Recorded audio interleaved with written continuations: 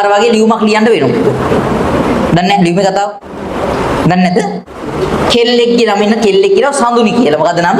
සඳුනි. මේ සඳුනි දවසක් ඉතින් කාමරේ හොඳට අස්පස් කරලා ඇඳ පිළිවෙලට හදලා ලියුමක් ලියලා ඇඳ උඩින් තියලා ගිහිල්ලා. සඳුනිගේ අම්මගේ නම මල්කාන්ති. මල්කාන්ති ඇවිල්ලා කාමරේ බලනකොට කාමරේ ලස්සනයි. කෙල්ල නෑ ලියුමක් තියෙනවා. ලියුම අරගෙන බලනවා අම්මගේ අත් දෙක වෙවුලනවා.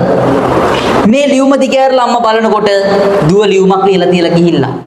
ආදරණීය අම්මේ මේ ලියුම හොඳට කියවන්න. අම්මේ මම මේ දේ කරන්නේ අම්මලගේ හිත රිද්දන්න එහෙම නෙවෙයි. හැබැයි මට වෙන කරන්න දෙයක් නැති හින්දායි මම මේ දේ කරන්නේ. මම අදරේ චමින්ද අයියත් එක්ක පැනලා යනවා. අම්මේ මට වෙන කරන්න කිසිම දෙයක් නැති හින්දායි මම මේ දේ කරන්නේ. චමින්ද අයියා කියන්නේ එහෙම නරක මිනිස්සෙක් නෙවෙයි.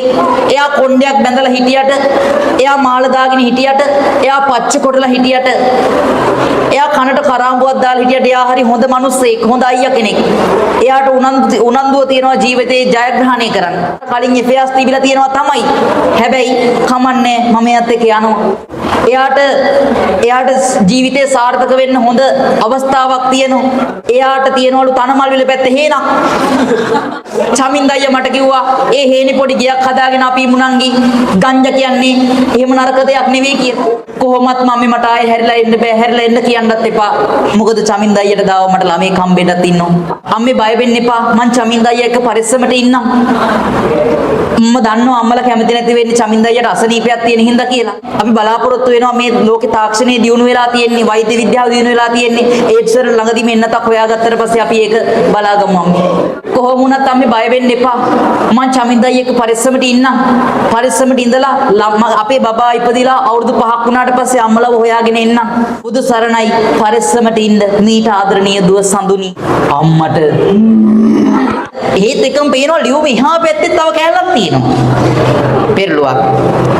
අම්මේ කලබල වෙන්න එපා. O level result ඇවිල්ලා. මම ෆේල්.